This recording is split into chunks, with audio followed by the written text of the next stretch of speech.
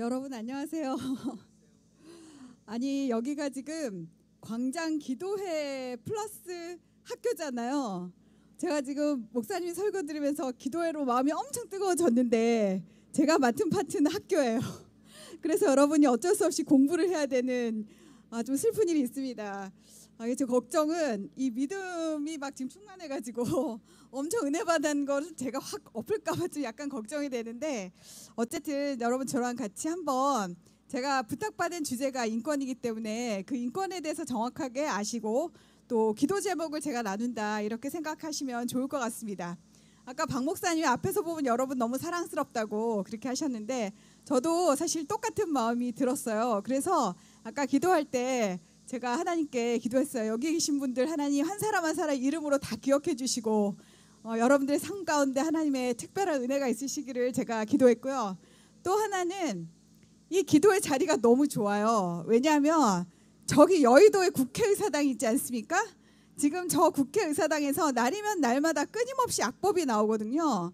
그래서 제가 이 자리에서 여기가 정말 저는 최전선에 딱 이렇게 자리 잡고서 저 사단의 진을 정말 예수 그리스도 이름으로 깨부수는 기도 이 용사들이 모였구나, 제가 그런 생각을 했습니다. 여러분이 정말 긍지를 가지시고 정말 열심히 기도에 참석해 주시면 좋겠습니다. 제가 세인트폴 세계관 아카데미라는 기관을 하면서 어떤 생각을 했었냐면, 저희는 주로 좀 지적인 영역을 다뤄요. 그래서 여러분 저희 아카데미 오시면 여러분의 영성과 지성을 제가 다 이렇게 좀 이렇게 업그레이드 시켜드리겠습니다. 자, 이렇게 처음에 2020년에 선전을 하면서 시작을 했어요. 그러면서 지금 6년이란 세월이 흘렀는데 지금 깨닫는 것은 영성과 지성이 다른 게 아니다라는 것을 제가 깨닫습니다. 영성이 좋은데 머리가 나쁠 수는 없어요. 지성이 딸릴 수는 없어요. 그리고 지성이 뛰어난데 영성이 없을 수는 없어요. 왜냐하면 모든 지성과 영성의 근본이 여호와를 경외하는 것이기 때문입니다. 여러분 지금 제가 여기 여러 성경 구절을 갖고 왔는데 같이 한번 읽어보시겠습니다. 시작. 여호와를 경외하는 것이 지식의 근본이거늘 미련한 자는 지혜와 훈계를 멸시하느니라. 네, 그 다음은 여호와를 경외하는 것이 지혜의 근본이요 거룩하신 자를 아는 것이 명철이니라. 내 백성이 지식이 없으므로 망하느도다. 내가 지식을 버렸으니 나도 너를 버려 내 제사장이 되지 못하게 할 것이요 네가 내 하나님의 율법을 잊었으니 나도 내 자녀들을 잊어버리리라. 정말 무시무시한 말씀이죠. 그들이 버린 지식, 이스라엘 백성이 버린 지식은 하나님을 아는 지식이에요. 하나님의 말씀에 대한 지식이 없으므로 이들이 망했다는 것입니다. 그래서 여러분 나 기도 많이 해, 나 기도빨 좋아, 이렇게 하면서 말씀이 없으신 분은 영성이 좋은 게 아닙니다. 잘못된 영성으로 갈 가능성이 매우 높으신 분이고요. 나 신학적 지식이 엄청 많아, 이렇게 교만하지만 실제로는 그 지식이 아무런 소용이 없는 분들을 제가 너무 많이 보았습니다. 여러분 그래서 모든 것이 하나님께로부터 나옵니다. 그 사실을 분명히 기억하시고, 그렇다면 우리가 요즘 많이 듣는 인권도 하나님으로부터 나오는 것입니다. 그래서 옛날에는 저희가 인권을 천부 인권 이렇게 얘기를 했어요. 천부, 하늘이 부여한 인권이다. 인간의 권리라는 거죠. 그 하늘이 누굽니까? 창조주 하나님이십니다. 그리고 그 하나님께서 우리에게 인권을 부여하신 그 토대가 되는 말씀이 창세기 1장 27절에서 28절 말씀인 것입니다. 하나님이 자기 형상 곧 하나님의 형상대로 사람을 창조하셨다. 세상의 모든 피조물 가운데 유일하게 하나님의 형상을 부여받은 존재가 인간입니다. 그래서 인간은 그 사람이 똑똑하든 멍청하든 아니면 그 사람이 몸에 장애가 있든 장애가 없든 그 사람이 어리든 늙었든 상관없이 그 존재 자체로 하나님께서 부여하신 본질적인 존귀함이 그 사람에게 들어있는 것입니다. 그래서 우리의 인권의 출처는 하나님께서 주시는 것이고, 그 인권의 토대는 우리가 하나님의 형상으로부터 지음받았다는 그 사실에 있는 것입니다. 제가 가끔 인권 설명을 하면서 예를 들어 드리는 것이 있어요. 여러분 요즘에 강아지들 많이 좋아하시죠? 그래서 강아지를 좋아하는 분들이 동물권을 달라고 그런 운동을 많이 하십니다. 여러분, 강아지가 언제 우리한테 주인님 우리에게 동물권을 좀 주세요, 우리 이렇게 사는 게 너무 힘들어요, 이렇게 말한 적 있습니까? 없어요. 강아지는 아무 생각이 없어요. 강아지는 그냥 밥 잘 주고 그냥 있으면 되는 거예요. 그런데 강아지를 초월하는, 강아지를 너무 사랑하는 강아지 주인이 보니까 이 강아지도 먹을 거를 제대로 줘야겠구나, 이 강아지도 최소한 너무 지저분한 데서 살도록 내버려두면 안 되겠구나, 이 강아지도 사람들한테 매를 맞고 학대를 당하면 안 되겠구나, 그렇게 생각해가지고 강아지에게 동물권을 주려고 하는 것이죠. 강아지는 한 번도 우리한테 달라고 한 적이 없어요. 그렇지만 강아지를 초월하는 존재인, 강아지를 훨씬 초월하는 그 존재인 인간이 사랑과 은혜로 주는 것이 동물권입니다. 그것을 인간의 인권에다가 비유하면 똑같아요.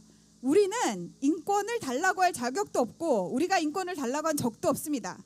그러나 우리를 너무나 사랑하신 하나님께서 우리를 자녀로 창조하시고 보니까 이 나의 자녀들이 이런 것들은 좀 누리고 살았으면 좋겠다, 너희들이 생명권은 있으면 좋겠다, 함부로 너희 생명을 해하는 일은 없으면 좋겠어, 그리고 너희들이 좀 자유롭게 살았으면 좋겠어, 하고 싶은 거 하고 하고 싶은 말 하고 그런 정도는 나의 형상을 입었으니까 했으면 좋겠어, 그리고 난 너희들이 행복했으면 좋겠어, 그렇게 해서 주신 것이 인권입니다. 그래서 천부 인권이죠.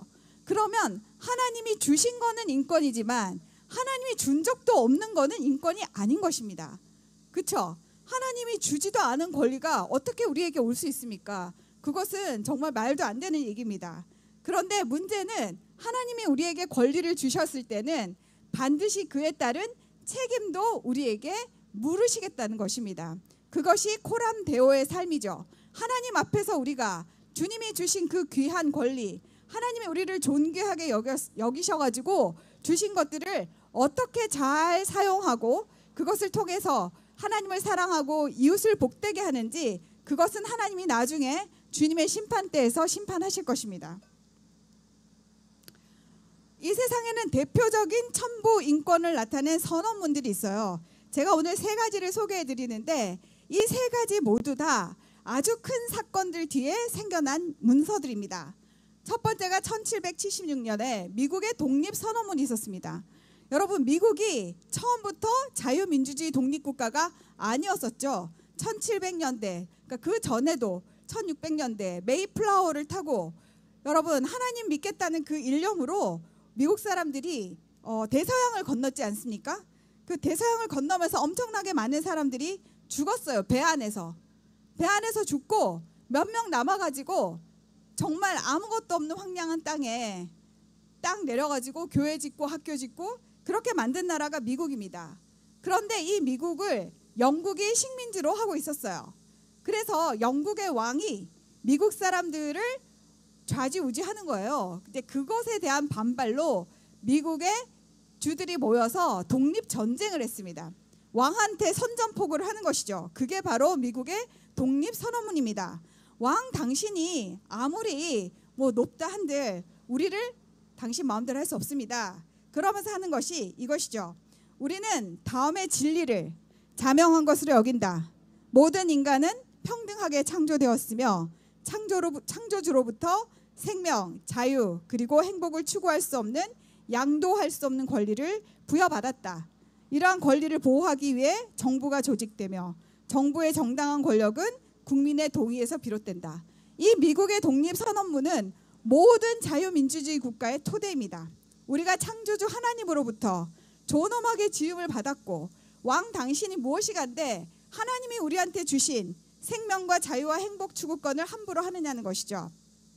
그리고 정부는 왜 존재하는 것이냐? 정부는 하나님이 우리에게 부여하신 그 권리를 우리가 잘 누릴 수 있도록 그것을 보호하기 위한 그 권력이 정당한 권력입니다. 그래서 하나님이 주신 그 천부인권을 박해하는 권력은 정당성이 없는 권력이죠. 쫓아내야 되는 권력입니다. 그리고 또 한 가지, 하나님이 주신 이 천부인권은 누구에게 빌려줄 수가 없습니다. 누구에게 빌려줄 수도 없고 내가 난 더 갖고 싶으니까 제 거를 빼앗아야겠어. 이것도 안 됩니다. 아무한테도 양도할 수 없는 권리라는 것이죠. 내가 죽으면 나의 전부인권은 끝이 나버리는 거예요. 그걸 자식한테 상속할 수도 없어요. 첫 번째, 미국의 독립선언문은 왕에 대한 미국의 선전포고였고요. 두 번째는 1948년에 유엔에서 세계인권선언이라는 것을 만듭니다. 이것도 인류 역사상 엄청나게 큰 사건 이후에 만든 것인데요. 왜냐? 1945년에 제2차 세계대전이 끝이 났어요.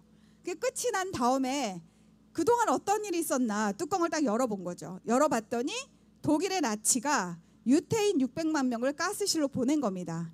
인류 역사상 전례가 없는 그런 대학살을 유럽의 기독교 국가에서 그때 당시에 굉장히 지식 수준이 나름 유럽에서도 높았다고 하는 그 독일에서 그런 일이 있은 거예요. 그것을 본 인류가 너무 충격을 받은 겁니다.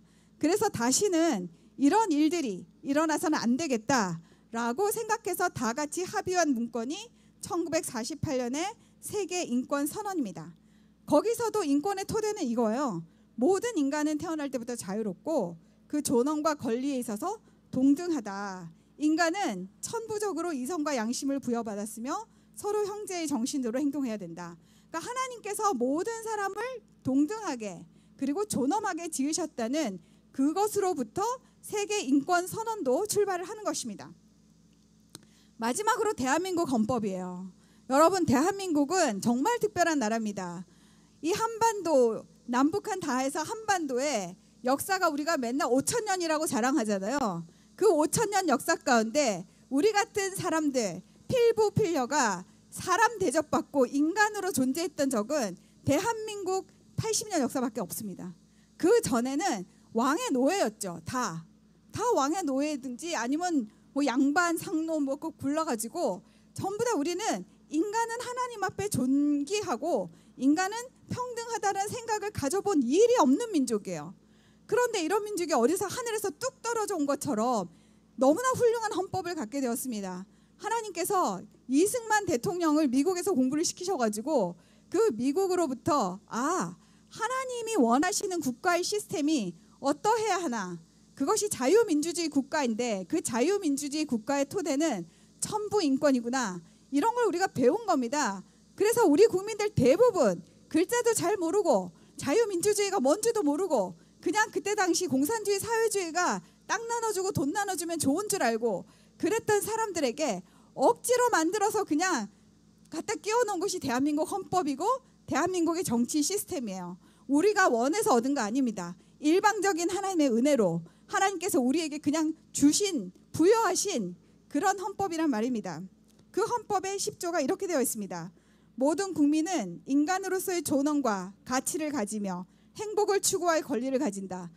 여러분, 위에 있는 미국의 독립선언문 딱 떠오르시죠? 거의 우리가 뺏긴 겁니다. 국가는 개인이 가지고 있는 불가침의 기본적인 인권을 확인하고 이를 보장할 의무를 가진다는 것입니다.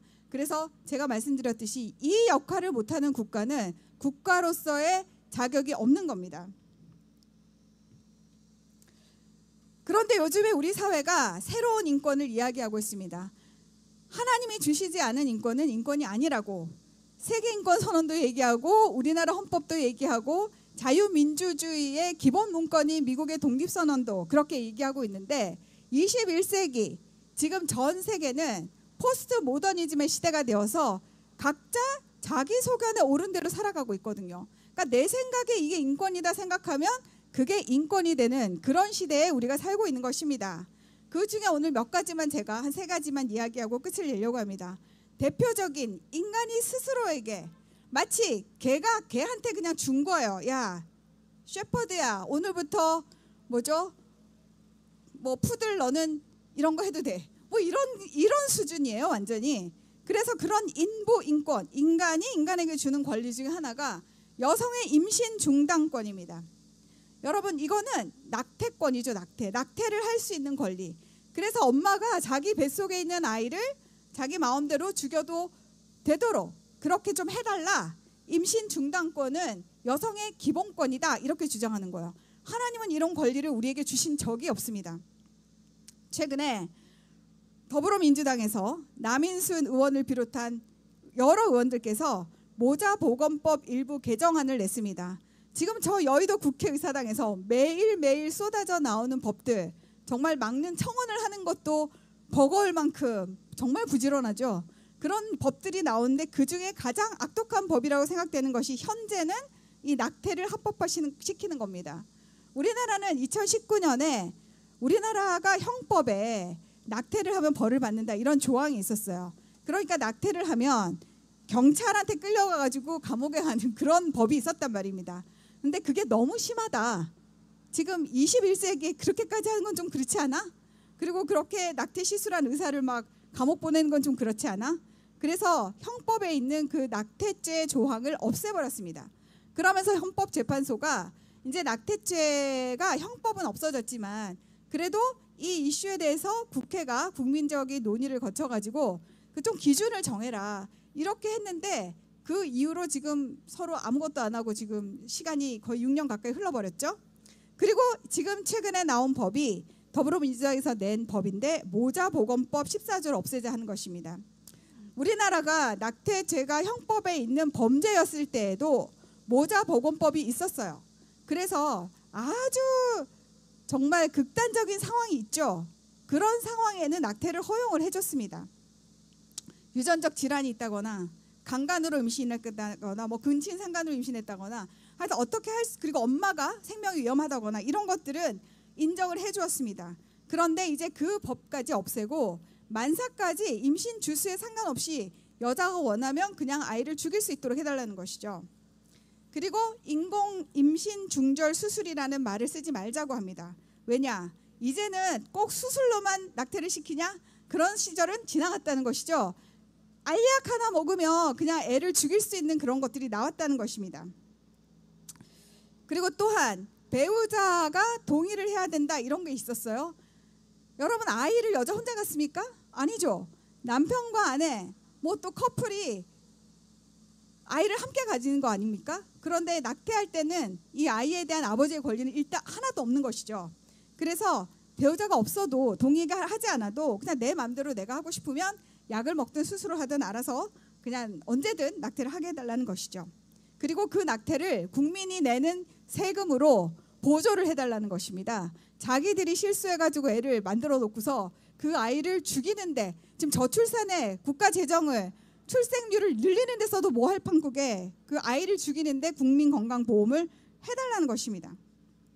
여러분 미국에도 이 문제는 아주 뜨겁습니다. 트럼프 대통령이 당선된 그 뒤에는 낙태를 반대하고자 하는 수많은 크리스찬들의 노력과 기도와 눈물이 있었습니다.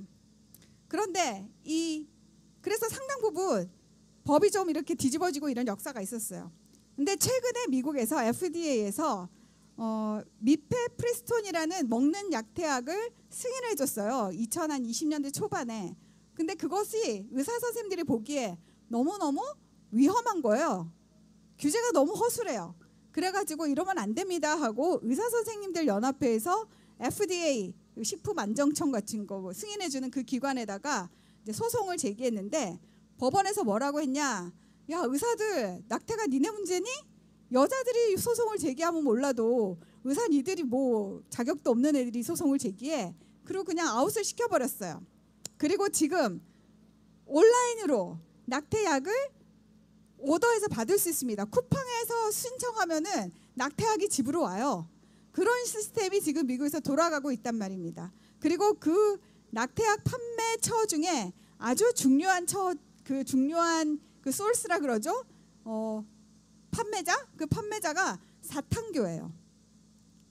여러분 미국에는 사탄교도 종교의 일종으로 인정을 받고 있어요. 걔네들 매년 컨퍼런스도 열고 학교의 방과후 활동으로 사탄교도 들어갑니다. 미국은 종교의 자유가 있기 때문에 왜 사탄은 섬기면 안 되냐. 그래서 사탄교가 있단 말이죠. 그 사탄교에서 하는 것들이 이런 일입니다. 하나님의 형상을 파괴할 수 있는 그 모든 일들을 다 하고 있는 것입니다. 그리고 대한민국이 그 사탄교에서 하는 똑같은 행동을 더불어민주당 국회의원들을 통해서 이 땅 가운데 하려고 하는 것입니다.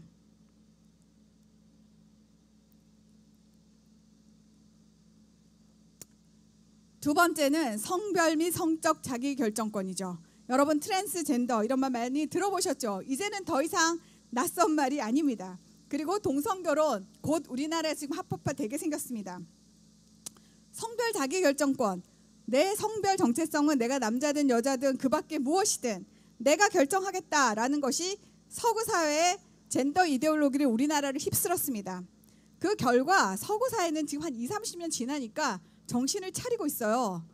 야, 트랜스젠더 했던 사람들이 다 후회하고 지금 자기 트랜스젠더 만들었던 의사들 막 고소하고 지금 난리가 아닌데 우리나라는 20년쯤 늦게 들어오는 거예요. 그래서 2022년에 어떤 미성년 자녀를 둔 아버지가 여자로 변경을 했어요. 성별을. 그때 이혼 상태라는 이유로 아이들에게 큰 영향이 없다. 그래서 우리나라 법원에서 그래 너 여자 해라 이렇게 허가를 해줬어요. 적어도 미성년자 자녀가 있는 경우는 허가를 해주지 않았었어요. 옛날에는. 근데 지금은 그것도 해주는 시대가 되었단 말입니다. 대한민국 이야기입니다. 2025년 8월에는 수술 없어도 성별 정정이 가능합니다. 이제 내가 수술하지 않고 내가 그냥 여자라고 생각해 라고 이야기하면 되는 시대가 지금 대한민국의 8월 현황입니다. 너무나 무서운 얘기죠. 여러분, 성적 자기결정권, 내가 누구랑 섹스를 하든 내 성적 취향이 무엇이든 니네가 무슨 상관이냐, 사회적으로 해만 안 미치면 되지 라고 이야기를 하는 사람들이 동성결혼을 합법화시켜달라고 하죠. 작년 7월 대법원에서는 동성 파트너, 여기 나오는 그림에 나오는 이 두 커플, 30대 초반의 커플, 이 사람들에게 국민건강보험 피부양자 자격을 인정했습니다. 배우자로 인정을 한 것입니다. 그랬더니 이 판결을 가지고 이 사람들이 이제 집단적으로 동성결혼 합법화를 요청하기 시작한 겁니다.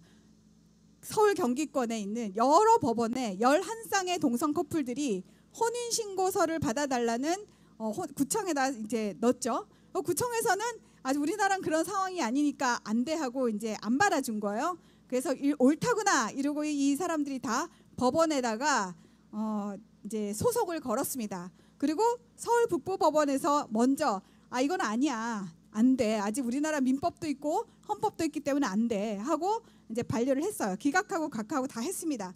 그래서 이 사람들이 그래? 그러면 이제 우리는 헌법재판소로 간다.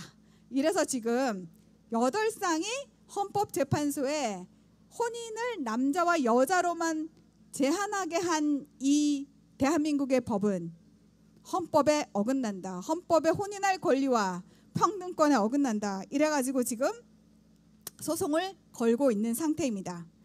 여러분, 결혼제도는 누가 만드셨죠? 하나님이 만드셨습니다. 하나님이 그 제도를 설계를 하신 거예요. 왜냐? 하나님의 거룩하고 존귀한 자녀들을 하나님이 만든 그 시스템 속에서 태어나게 하고 안전하게 보살피고 거룩하게 성장시키기 위해서 만든 것이 결혼 제도입니다. 인간들이 즐거워하고 그냥 자신의 행복을 위해서 그냥 하르라고, 그게 결혼이 아니라는 것이죠. 그런데 지금 이 21세기에 대한민국에 있는 성소수자 운동을 하시는 분들은 그냥 결혼은 두 사람이든 사람이 아니든, 요즘엔 사람 아닌 것까지, 최근에 보니까 AI를 탑재한 로봇 애인도 생기고, 제가 어제 뉴스 보니까 중국에서는 벌써 그 로봇이 그 자궁을 가지고 아이를 이렇게 뵐 수가 있대요. 중국에서 만들었답니다. 2026년에 프로토타입이 나오고 가격은 14,000불 정도 될 거라는 예상을 하고 있습니다. 그러니까 이런 식으로 지금 동성 결혼이 문제가 아니라 정말 인간의 존엄성 자체를, 동성애자들은 내추럴리 자연적으로 아이를 못 가지니까 다 그런 디바이스 기술 다 인용을 해야 되잖아요. 지금은 대리모를 이용하지만 조만간 로봇을 이용할 수 있단 말입니다. 그러면 인간의 무엇인가, 인간의 존엄성 무엇인가에 대한 근본적인 질문을 우리가 던질 때가 곧 옵니다. 이번에 국가인권위원회 상임위원으로 두 분이 추천이 됐어요. 그 전에도 어떤 분이 추천이 됐는데 반동성애 운동했다고 아웃됐습니다. 이번에 두 분 추천했는데 그분들이 이번에 또 더불어민주당에 의해서 아웃됐습니다. 이유는 개신교이고 반동성애 세력이고 극우라는 이유 때문이었어요. 여러분, 앞으로 공직에 가려면 개신교 하시면 안 됩니다. 동성애 반대하시면 공직 못 갑니다. 그리고 이런 집회 모이시면 여러분 극우 소리 듣습니다. 지금 우리나라가 그런 상황에 처했습니다. 마지막으로 제가 극단적인 환경권과 동물권에 대해서 이야기하겠는데요. 요즘에 참 제가 굉장히 개인적으로는 아직도 적응이 안 되는 게 강아지가 유모차 타는 거예요. 저는 이게 강아지가 좋아서 타는 거라고 생각지 않습니다. 강아지는 뛰고 싶겠죠. 그 주인이 발을 씻기는 게 귀찮을 따름이지. 어쨌든 이러한 현상들은 자신들이 알고 그러든 모르고 그러든지 간에 대단히 진화론적인 이 세계관을 베이스로 하고 있습니다. 진화론이 무엇입니까? 인간과 동물은 본질적으로 다른 게 없다는 거예요. 같은 공통의 분모로부터, 공통의 세포로부터 분화되어 나왔기 때문에 그냥 나는 운이 좋아서 인간으로 분화되었고 너는 운이 없어서 동물로 분화되었으니 우리는 다 형제인 겁니다. 그러니 얘는 유모차를 태워야죠. 그렇죠? 그리고 얘는 나랑 똑같은 걸 먹고 똑같은 것을 누려야 되겠죠. 어떤 분은 강아지한테 아주 비싼 가구도 사주는 걸 제가 봤는데, 그리고 강아지 영양제 같이 막 나눠 먹고 이러더라고요. 아무튼 이것은 굉장히 별것 아닌 것처럼 여러분 느끼지만요, 이게 자연과 피조물을 우상화하는 그런 전초 단계이고 여러분도 모르는 사이에 그런 생각을 스며들게 한다는 것입니다. 두 번째가 요즘 탄소 중립 얘기하면서 탄소를 줄여야 된다는 얘기 많이 하죠. 제가 얼마 전에 어떤 독일의 다큐멘터리를 봤거든요. 독일에서 요즘 젊은 애들이 결혼을 안 해요. 우리나라랑 똑같아요. 저출산이 굉장히 문제랍니다. 그래서 그 친구들한테 물어봤어요. 너네 왜 결혼을 안 하니? 그리고 얘네들은 결혼을 안 할 뿐만 아니라 더 적극적으로 해요. 18살에서 25살 한창 정말 건강하고 생식적으로도 가장 활발할 때죠. 그때 스스로 불임 시술을 해버린답니다. 이유는 일단은 세상이 너무 살기 어려운데 이런 살기 어려운 세상을 아이에게 물려주는 것이 미안하다. 두 번째는 인간 하나가 없어지면 탄소 배출량 줄이는 애는 최고예요. 인간이 움직이고 돌아다니면 탄소 배출량이 엄청 많습니다. 그래서 모든 음모론의 기본은 인구 조절이에요. 인구를 줄여야 한다. 그래서 이 아이들이 그런 세뇌를 계속 받고 인간이 이 지구에 좋은 존재가 아니라는 거예요. 인간은 지구의 기생충인 거예요. 이 사람들 입장에서는 그런 식으로 자꾸만 세뇌를 하는 거예요. 그래서 극단적으로 이런 인간은 혐오하고 다른 피조물이나 동물은 우상화하는 이런 시대가 왔다는 것입니다. 여러분, 우리가 크리스찬으로서 자연 잘 돌봐야 됩니다. 왜냐? 하나님께서 창조하신 이 아름다운 자연을 다스리고 보살피라는 위임권을 우리에게 주셨기 때문이에요. 그래서 우리가 자연을 파괴하면 하나님한테 혼납니다. 그런 차원에서 우리가 대리권을 가지고 이들을 다스리고 보호하고 보존하는 데 애를 쓰는 거 당연히 해야 될 노력이죠. 그런데 그 동기 자체가 하나님의 일을 하는 것이 아니라 이 다른 피조물을 우상화하는 그런 형태로 갔을 때는 또 다른 우상 숭배가 된다는 것입니다. 여러분, 지금 인권의 문제가 너무너무 많고요. 지금 우리나라에서는 이상한 인권, 인부 인권이 판을 치는 가운데 정작 하나님께서 우리에게 주신 천부 인권은 매우 억압을 당하고 있습니다. 함부로 말 못해요. 유튜브에서 이상한 소리 하면 바로 차단당하죠. 또 뭐 어떤 특별한 사건에 대해서 비판하면 또 감옥 가죠. 뭐 이런 식으로 다 되어 있습니다.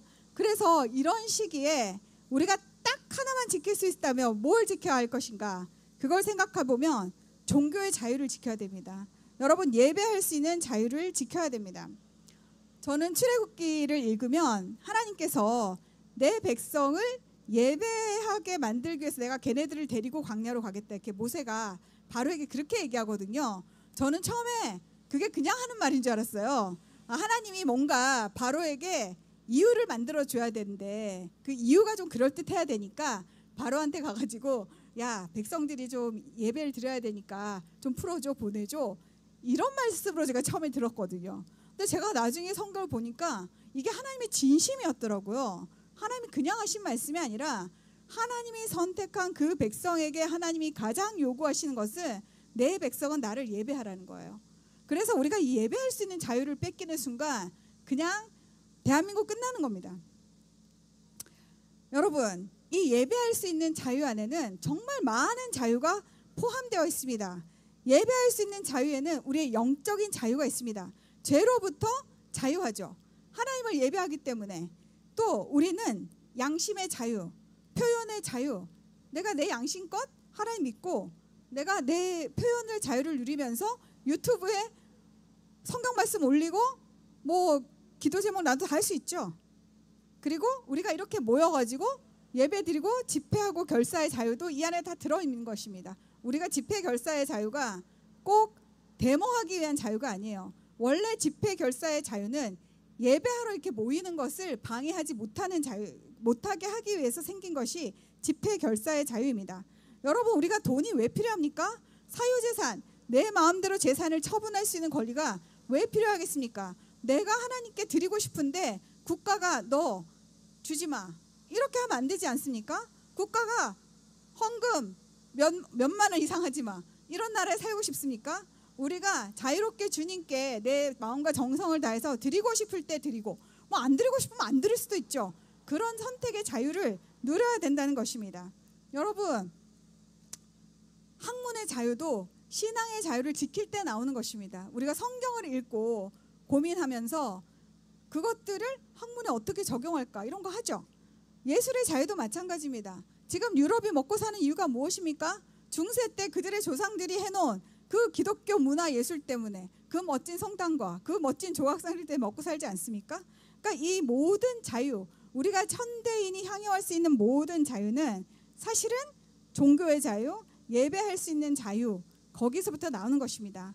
그래서 이 겁대가리가 없는 이 정부에서 교회를 압수수색하고 목사님들을 겁박하고, 이것은 진짜 뭘 몰라서 그러는 무식함의 정말 극치예요. 반달리즘과 야만의 극치인데, 그것도 뭐 그게 야만인 줄도 모르고 하는, 이게 진짜 문제인 것이죠. 여러분, 제가 이제 말씀을 좀 맺으려고 그러는데요, 지금 우리가 국가적으로 너무 큰 죄악을 하나님 앞에 저지르고 있습니다. 여기 나오신 분들은 괜찮은데 그렇지 않은 많은 한국교회 분들이 정말로 무엇이 무엇인지 구별을 못해요. 그래가지고 자신이 하고 있는 발언이나 생각이나 이런 것들이 하나님의 뜻에 맞는 것인지 아닌 것인지도 구별을 못합니다.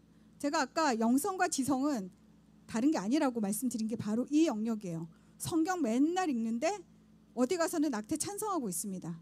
성경 맨날 읽는데 기도 맨날 하는데 정당을 찍을 때는 차별금지법 찬성하는 정당을 찍어요. 그러니까 이거는 인지 부조화이죠.